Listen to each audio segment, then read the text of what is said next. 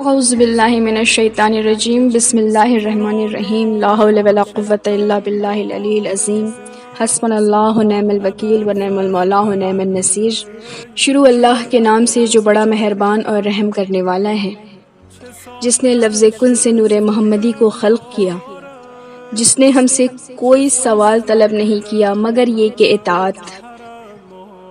1400 سال سے جو سلسلہ چلا آ رہا ہے وہ اب تک جاری ہے اور انشاءاللہ ہماری آخری سانس تک جاری رہے گا۔ ہم سے اکثر یہ سوال کیا جاتا ہے کہ یہ عزاداری ہم کیوں کرتے ہیں اور عزاداری کی کیا ضرورت ہے۔ شروع سے یہ تمام سوالات اٹھائے جا رہے ہیں۔ آپ دیکھیں کہ پوری دنیا مل کر اس کوشش میں لگی ہوئی ہے کہ کسی طرح سے عزاداری کو روک دیا جائے۔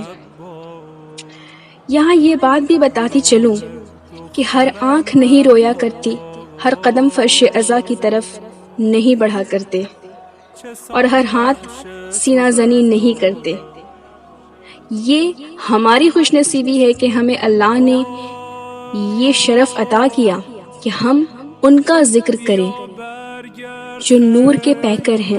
دنیا کے کسی بھی کونے میں عزاداری چاہے جس بھی ملک میں ہو، افریقہ ہو، ہند ہو، ایران ہو، طریقے الگ الگ ہو سکتے ہیں، انداز الگ الگ ہو سکتے ہیں، ممبر الگ الگ ہو سکتے ہیں، شخصیت الگ الگ ہو سکتی ہے، لیکن مقصد صرف ایک ہے اور وہ ہے امام حسین علیہ السلام کی عزاداری کرنا۔ یہ ہماری خوش نصیبی ہے کہ ہمیں خدائے کریم نے یہ توفیق دی ہے۔ حسین علیہ السلام نے انسانوں کو مذہب کے درمیان نہیں بانٹا، بلکہ انسان اور حیوان کے درمیان ایک فرق کو واضح کر دیا ہے۔ آج وہ انسان جو کسی بھی مذہب و ملت کا ہو، اگر وہ حسین کے ساتھ ہے تو وہ یقیناً باشعور ہے اور صحیح اور غلط کے درمیان فرق رکھنے والا ہے۔ ناظرین کرام، یہ عشرہ، یہ ایام ماہ محرم، یہ وہ حصہ ہے جو بے مثال ہے۔ یہ کربلا کے اس بنیادی اور مرکزی کردار کی ہمیں یاد دلاتا ہے کہ جو ہمیں یہ پیغام دے رہے ہیں۔ یہ کربلا کے دو میسیجز، جو دو بڑے میسیجز ہیں جن سے ہمیں استفادہ کرنا ہے، جس مقصد کو ہمیں آگے بڑھانا ہے۔ وہ پہلا کردار جو حسینی ہے اور وہ دوسرا کردار جو زینبی اور سجادی ہے۔ حسینی کردار یہ تھا کہ جو ہے وہ راہ خدا میں لٹا دو، جو ہے جتنا ہے وہ خدا کی راہ میں دے دو، جو دے سکتے ہو وہ دے دو، اور جو دو اسے حقیر سمجھ کر دو۔ دوسرا کردار جس کو اس وقت اور انشاءاللہ تا آخر ایام ازاں ہم درک کریں گے، وہ ہے سجادی اور زینبی کردار۔ وہ یہ ہے کہ لٹنے کے بعد نا امید نہ ہونا، خود کو شکست پایا ہوا نہ سمجھنا۔ سرزمین کربلا پر میرے آقا نے جو گوہر، جو سرمائے لٹائے تھے، جو قربان کیے تھے، اس کے بعد وہ باحیا اور باغباز خواتین کے لشکر نے اس مقصد کو آگے بڑھایا کہ حسین کے مقصد کو ختم نہیں ہونے دینا ہے، نام حسین کو مٹنے نہیں دینا ہے۔ بے شک یہ عمل آسان نہ تھا۔ گود کے پالوں کی لاشوں پر صبر کرنا اور شکر کے سجدے ادا کرنا آسان نہیں تھا۔ کیا آسان تھا کہ سامنے بھائی کا سر نوکے سنا پر ہو اور بہن کہے کہ اے یزید، مجھے تو سب خیر نظر آتا ہے۔ کیا آسان تھا کہ وقت کا امام، غیرتدار بھتیجا، خوددار بھائی، جس کے سامنے اس کی بہن کو تماچے مارے جا رہے ہوں، وہ خاموش رہے، کیونکہ اس کی خاموشی دین کو درکار تھی کہ حسین کا لہو رائگاں نہ چلا جائے۔ کردار حسینی یہ ہے کہ ہمارے انداز و اطوار کو دیکھ کر لوگ پہچان جائیں کہ ہاں یہ بندہ حسینی ہے۔ ایسا نہ ہو کہ ہم ان کے لیے باعث ذلت بن جائیں۔ بڑی عظیم قربانیاں دی ہیں، بڑے خون بہائے گئے ہیں، بہت صبر سے لکھی گئی ہے کربلا کی یہ داستان، کیونکہ لوگ ہمیں دیکھتے ہیں، اہل بیت کو پہچانتے ہیں، ہم اہل بیت کا آئینہ ہیں۔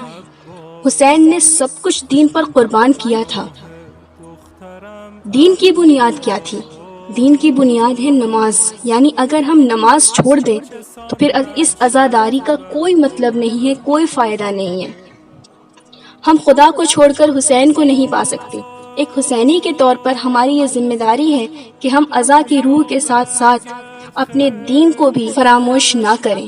حسین علیہ السلام نے زین اور زمین کے درمیان اتنی تکلیف اس لیے برداشت نہیں کی تھی کہ ہم اپنے برے اعمال سے اس مقصد کو تباہ کر دیں۔ بی بی زینب نے جو مشکلات جھیلی تھیں وہ اس لیے نہیں جھیلی تھیں کہ ہم بے ردا ہو کر ان کے مقصد کو خراب کر دیں۔ مولا سجاد نے جو پریشانیاں برداشت کی تھیں وہ اس لیے نہیں کی تھیں کہ ہمارے نوجوان اپنے کردار کو تباہ کر لیں۔